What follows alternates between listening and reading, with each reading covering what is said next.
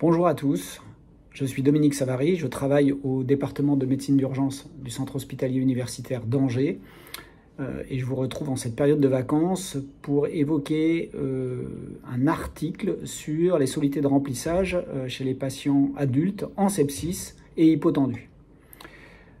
C'est l'équipe de Shapiro qui a mené une sous-analyse de l'étude Clovers qui était sortie dans le New England Journal en 2023, qui nous propose cette étude.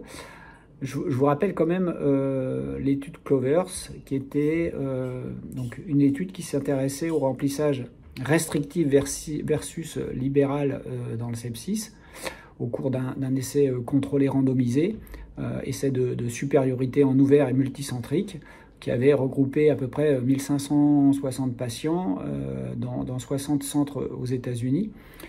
Et donc, au cours de cette étude, bien sûr, c'était des patients septiques qui avaient bénéficié d'une antibiothérapie précoce et puis d'un remplissage, avec un soluté soit balancé, type ringerlactate, soit un cristalloïde, remplissage de 1000 millilitres en expansion volémique. Et cette étude avait été interrompue pour futilité en raison de l'absence de bénéfices entre une stratégie restrictive et donc une stratégie libérale. Et donc elle n'avait pas du tout été dans le sens des études observationnelles qui étaient plutôt en faveur des méthodes dites restrictives.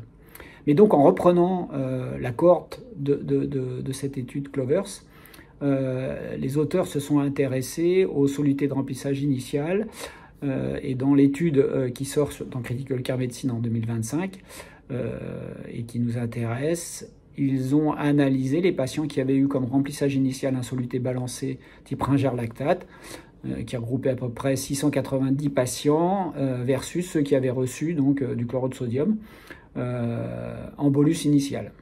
Et donc, comme dans l'étude Clovers, il regardait le devenir des patients et en particulier la survenue d'un décès avant la sortie de l'hôpital ou avant 90 jours. Et donc, ce qui ressort de cette étude, c'est que il y avait moins de décès dans la cohorte ringerlactate, avec un taux à 12,2%, versus 15,9% chez les patients qui avaient eu du chlorure de sodium, avec un petit P bien sûr significative. Et bien sûr aussi une hospitalisation, moins d'hospitalisation dans le groupe ringerlactate. Et donc, les auteurs de conclure que la réanimation liquidienne initiale des patients adultes qui ont un sepsis et une hypotension, cette réanimation et le devenir pour être amélioré en utilisant du ringerlactate lors du remplissage initial. Et donc cette étude enfonce le clou et rejoint une étude qui était sortie en 2019, qui était l'étude SMART, qui avait été la première à être en faveur du ringerlactate. Donc voilà deux études qui vont probablement nous pousser à utiliser plutôt ces solutés balancés en présence de patients en choc septique dans la prise en charge initiale. Voilà, j'espère que cette étude vous aura intéressé. En tout cas, je vous dis à bientôt sur Medscape France.